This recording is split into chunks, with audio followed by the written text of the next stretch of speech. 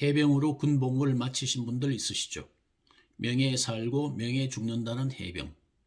해병으로 군복무하신 분들은 다른 어떤 병과 출신보다 항상 긍지와 만족에 차 있는 것 같습니다. 혹독한 훈련과 군기, 독특한 모자까지. 한번 해병은 영원한 해병, 귀신 잡는 해병, 이런 말들도 그래서 생겨났겠죠. 오늘은 이러한 해병대의 가치를 수호하는 해병대원들을 다룬 법정 영화를 한 편 소개하면서 법 얘기도 짤막하게 해보려고 합니다. A Few Good Men 이라는 영화인데요. 1992년에 개봉되었고 톰 크루즈, 더미 무어, 잭 니컬슨, 케빈 베이컨 등 1급 배우들이 출연한 영화입니다. 흥행에도 대성공을 거둔 작품입니다. 이제 시작합니다. 이 영화는 군 조직의 불의와 비리에 맞서는 소수의 용기 있는 군 법무관들 3명과 해병 피해자들을 그린 영화입니다. 제목인 A Few Good Men은 미국 해병대에서 모병할 때 쓰는 슬로건입니다. 해병대는 소수의 훌륭한 사람만을 찾고 있다. 처럼 말이죠. 해병대는 어느 나라 군대이건 육해 공군에 비해 숫자가 적죠. 그러나 용맹심이나 전투 자질, 자긍심은 빼어난 군대 조직이라 많이도 필요 없고 훌륭한 소수만 있으면 된다는 발상에서 나온 말입니다. 그래서 영화 제목 A Few Good Men은 해병대 전체를 뜻한 것일 수도 있지만 해병대 안에서의 소수 정예를 뜻한 것일 수도 있습니다. 여기서는 총 들고 앞장서는 그런 지휘관일 수도 있지만 불의와 맞서는 진정한 용기를 가진 몇 명의 소수 정예를 뜻한 게 아닌가 합니다. 군대 내부의 비리를 고발하면서 군 수뇌부와 간접적으로 대결을 하는 3명의 훌륭한 법무관 변호인 팀과 용기 있는 피해자 해병대원들 일컬어 A Few Good Men 이라고 했다고 봐도 될 것 같습니다. 이 영화는 지휘관의 확신에 찬 통솔 방법도, 효율적인 관행도, 보편적이고 불편타당한 법과 규율 위에는 군림할 수 없다는 것을 보여줍니다. 이런 것들 또한 기본적인 인간의 양심에 반해서도 안 되며 잘못된 지휘관의 명령은 돌이킬 수 없는 결과를 불러온다는 경고이기도 합니다. 잘못된 명예의식에 가득 찬 독선적인 지휘관, 비리를 덮고자 하는 군 수뇌부, 그들과 맞서 진실을 파헤치고 군의 참된 명예를 수호하는 군 법무관들을 그린 영화인데 이렇게 거창한 주제를 얘기하지 않더라도 빨려들게 하는 재미가 있습니다. 영화는 쿠바 소재 관타나모 미군 해군 기지에서 시작됩니다. 두 해병대 병사가 다른 동료 해병의 숙소로 찾아갑니다. 자던 해병을 깨워 재갈을 물리고 손발을 묶습니다. 1시간 후 산티아고라는 이름의 이 해병은 사망하고 가해자 두 해병은 살인, 살인공모 및 품위 위반으로 군법회의에 회부됩니다. 처음 사건 담당이 소령 여군 법무관 조 갤러웨이인데 더미 무어가 맡은 역할입니다. 그녀는 이것이 Code Red라고 부르는 규범에 없는 사적인 기합 행위가 아닌가 의심합니다. 그래서 이 사건을 워싱턴으로 이첩하고 자신이 두 해병 변호를 하겠다고 지원합니다. 하지만 지휘부는 Code Red란 단어를 듣는 것만으로도 골치가 아프고 그녀가 재판 경험이 없다는 이유로 다른 법무관으로 하여금 변호를 담당하게 합니다. 이렇게 선임된 법무관이 법무관 경력 1년도 안 된 신참 중위 다니엘 캐피입니다. 톰 크루즈가 맡은 역이죠. 그의 배경은 화려합니다.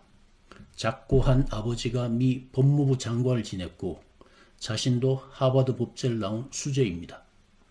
그러나 어찌된 셈인지 업무보다는 소프트볼에 더 관심이 많고 재판은 기피하고 오로지 모든 사건을 대충대충 합의로 처리합니다. 불과 9개월 사이에 무려 44건을 합의로 처리했을 정도로요. 그러니 그 역시 재판 경험은 없습니다. 조의 열정과는 달리 그는 아예 처음부터 관심이 없습니다. 다른 사건들과 마찬가지로 그는 안일한 형량 협상을 생각하고 있습니다. 이 사건을 다른 사건들과 같이 패스트푸드처럼 매끄러운 엉덩이처럼 페르시아 장터처럼 처리하지 말라는 조의 길다란 경고에도 기껏 한다는 답변이 성희롱입니다. 와우, 성적으로 흥분되네요, 소령님. 조가 분명 자신의 상관인데 이렇게 자신의 상관을 성희롱해도 되는 건지 모르겠습니다. 캐피 주민은 관타나모 기지에 가서 부대장인 제섭 대령과 지휘관들을 만납니다. 제섭 대령은 기분 나쁜 인상의 성격 파배우 잭 니콜슨이 맡았고요. 제섭 대령은 곧 백악관의 안전보장회의 간부로 영전될 잘 나가는 군인입니다. 캐피 중위는 여기서도 그냥 대충 넘어갑니다. 하지만 조는 캐피 중의 만류에도 불구하고 제섭 대령이 코드레드 금지 명령이 상부에서 내려진 걸 알고 있냐며 아직도 코드레드가 여기서 시행되고 있느냐를 추궁합니다. 제섭 대령은 조에 대한 경멸을 감추지 않으며 노골적인 성희롱 발언까지 합니다. 자신을 죽이기 위해 훈련된 4,000명의 적군과 매일 담장 너머로 대치해야 하는 그의 상황을 설명하며 코드레드는 귀중한 훈련 방법으로 아직도 시행되고 있다고 비보들 전제로 털어놓습니다. 그는 자신이 원하는 대로 부대를 운영한다면서. 인정신문 전날 캐피 중위는 상대방 군검찰청 법무관을 만나는데 그는 상당히 유리한 형량을 제의하며 받아들이라고 합니다. 제섭 대령은 떠오르는 군인인데 군수 내부는 빨리 이 사건이 끝난 길을 바란다며 그래서 그렇게 유리한 합의를 제안하는 것이라고 아니면 두 해병은 중형을 선고받을 것이라고. 캐피 중위는 이 형량을 가지고 피해자 두 해병 도슨과 다우니를 만납니다. 이 둘 중 계급이 높고 다우니로부터 큰 존경을 받고 있는 해병 도슨은 형량 협상을 한마디로 거부합니다. 자신은 잘못한 게 하나도 없고 명령을 따라 자신의 직무를 수행했을 뿐이라며 형량 제의를 받아들이면 자신은 잘못을 인정한 것이 되기 때문이라고 합니다. 그는 규범대로 명예로 살기 위해 해병대에 입대했는데 그저 6개월 후 집에 가기 위해 자신과 군의 명예를 실추시킬 수는 없다고 합니다. 캐피 중위는 이들을 이해할 수가 없습니다. 자꾸만 질 것이라고 형량 협상을 받아들이라는 캐피 중위의 말에 도슨은 급장이라고 욕을 합니다. 그는 캐피 중위를 경멸해서 그에게 경례마저 거부합니다. 조 또한 캐피 중위를 보고 중고 자동차 판매원에 앰뷸런스나 쫓아다니는 싸구려 법조인에 불과하다며 욕을 합니다. 자신이 사건 변호를 맡지 않겠다고까지 했던 캐피 중위는 확신에 찬 도슨의 결의에 조의 비난에 크게 흔들리며 자신을 되돌아보게 됩니다. 그리고 그날 저녁 그는 심각한 고민을 하고 깨닫는 게 있었는데 왜 자신이 변호인으로 선임이 되었나 하는 것이었습니다. 진실 은폐하고 대충 이 사건을 넘기기 위해 군 수뇌부가 법정 경험도 의욕도 없는 애송이 법무관인 자신에게 사실 파악에 적극적이었던 조를 무시하고 사건 변호를 맡긴 것이었습니다. 안이하게 형량 협상으로 끝내든지 지게 하든지가 목적이었던 것이었죠. 진실을 깨달은 캐피 중위는 싸우기로 결심합니다. 다음날 캐피 중위는 인정신문에서 무죄를 주장하고 재판 시작까지 남은 3주간 자신의 집을 캠프로 삼아 매일 사건 준비를 하겠다고 선언합니다. 하지만 사건은 쉽지 않습니다. 군 검찰 측은 코드 레드는커녕 정반대로 산티아고의 몸에 손대지 말라는 명령이 하달되었는데도 두 해병이 이를 무시하고 산티아고 해병이 도슨의 비리를 고발할까봐 산티아고를 죽인 쪽으로 몰고 갑니다. 산티아고는 말썽만 일으키는 문제아로 명령 체계를 무시하고 수십 번 다른 부대로의 전출을 요구해 왔던 인물이었습니다. 자신을 전출시켜주면 도슨 해병의 무단 사격을 고발하겠다고까지 한 것이었습니다. 다른 해병대원들이 그를 해칠까봐 오히려 손대지 말라는 명령을 내렸다는 것이라고 군 검찰은 주장합니다. 독살이 아닌데도 군 의무관은 산티아고 독살당했다고 증언하고요. 와중에 조는 조대로 실수를 연말하고 진실을 말해줄 수 있는 제습 부대의 2인자 지휘관은 자살을 합니다. 더구나 레드코드의 하달은 제습 대령이라는 캐피 중의 주장에 대해 재판장은 협박성 경고를 합니다. 적절한 증거 없이 해병대 장교가 범죄를 저질렀다고 공격하면 캐피 중이 자신이 군법에 의해 기소될지도 모른다면서 이 얘기는 명예훼손이나 무고죄로 캐피 중이가 걸릴 수도 있다는 얘기입니다. 여기서 잠깐 법 얘기를 하고 넘어가죠. 군법정의 재판장이 적절한 증거 없이 해병대 장교가 범죄를 저질렀다고 공격을 하면 명예훼손이나 무고죄가 된다는 것을 암시하는데요. 이것이 만약 군법정이 아닌 민사법정이라면 과연 이것이 옳을까요?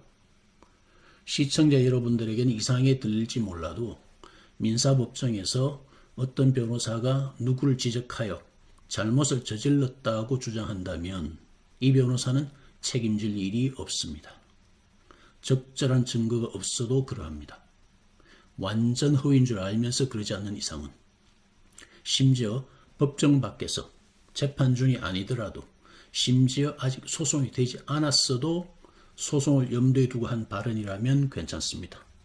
소송 과정에서 아니면 소송을 염두에 두고 한 발언이 명예훼손의 소지가 있더라도 그 발언을 한 사람에게는 면책 특권을 줍니다. 캘리포니아주의 경우 민법 47조 B항에 나와 있는 규정입니다. 소송 과정에서의 충실한 변호와 충분한 권리 주장을 보장해 주기 위한 입법 취지입니다. 물론 방금 말했지만 허위인 줄 알면서도 사법당국에 누군가 범죄를 저질렀다고 고발하는 무고죄라든가 소송과 무관하게 발행해놓고 나중에 소송을 생각한 것이다 라고 주장한다고 해서는 그런 특권이 인정되지 않죠. 다시 영화로 돌아오겠습니다. 다우니 해병은 직접 코드 레드를 하달받은 게 아니고 도슨으로부터 간접적으로 들은 것이라고 증언합니다. 그래서 두 해병들에게는 더욱 불리한 상황이 됩니다. 좌절한 캐피 중위는 술을 마시고 크게 취합니다. 그러나 조는 여전히 희망을 잃지 않고 제습 대령을 증인으로 불러 자신이 코드 레드를 직접 하달했다는 증언을 받아내자고 합니다. 그러나 그것이 과연 가능한 일일까요? 당연히 제습 대령은 그럴 일 없다고 잡아뗄 텐데요. 불가능해 보이지만 명예욕과 자존심 강한 제습 대령을 자극, 흥분시켜 그런 증언을 도출해내자는 전략으로 나가기로 합니다. 그러나 구체적으로 어떻게? 고민하던 캐피 중위는 자신의 옷장에서 번쩍 아이디어가 떠오릅니다. 과연 어떻게 했을까요? 변호팀은 이 불가능한 일을 해냅니다. 제습 대령은 산티아고 해병의 보호를 위하여 가능한 첫 비행기 편으로 산티아고 전출 명령을 내렸다고 했습니다. 전출 명령서도 제출이 되었습니다. 물론 가짜입니다. 그러나 산티아고 숙소에는 짐을 싼 흔적이 없고 옷이 가지런히 걸려 있었습니다. 첫 비행기로 전출이 된다면 당연히 짐을 쌌겠죠? 그리고 전출 명령을 받았으면 분명 부모에게나 친구들에게 간다고 전화를 했을 텐데 단 하나의 통화 기록도 없습니다. 캐피 중위는 우선 이 질문으로 제습 대령을 자극합니다. 제습 대령 본인은 워싱턴에 사흘 머무는데도 간다고 전화도 3통을 했고 옷도 물론 챙겼었죠. 그런데 왜 산티아고 해병은 전화도 않고 짐도 챙기지 않았냐고요. 하지만 제습 대령은 훌륭히 이 질문을 처리합니다. 자신이 산티아고 해병의 습관을 어떻게 알겠냐고. 일찍 일어나서 짐을 챙기는 타입일 수도 있고 친지가 없을 수도 있는데 그런 걸 자신이 어떻게 알겠냐고. 여기까진 좋았는데 그리고 그 순간 모든 사건은 그것으로 끝이 난 듯 보입니다. 그러나 제습 대령은 자신의 자존심을 건드리는 마지막 캐피 중의 질문에 평정심을 잃고 그에게 말려들고 맙니다. 제습 대령은 산티아고 일병에게 중대한 위해가 가해질 수 있기 때문에 손대지 말란 명령을 내렸다고 앞서 증언했었습니다. 그리고 자신의 명령을 포함 모든 상관의 명령은 다 충실히 수행된다고 증언했었습니다. 명령을 따르지 않으면 죽기 때문이라고 부언까지 했었습니다. 그렇다면 손대지 말고 해치지 말라는 명령이 엄연히 하달되어 있어 전혀 그에게 위험 없는데도 왜 중대한 위해가 있을 수도 있어 즉시 전출을 명령했냐고. 왜 두 가지 다른 명령이 필요했냐고.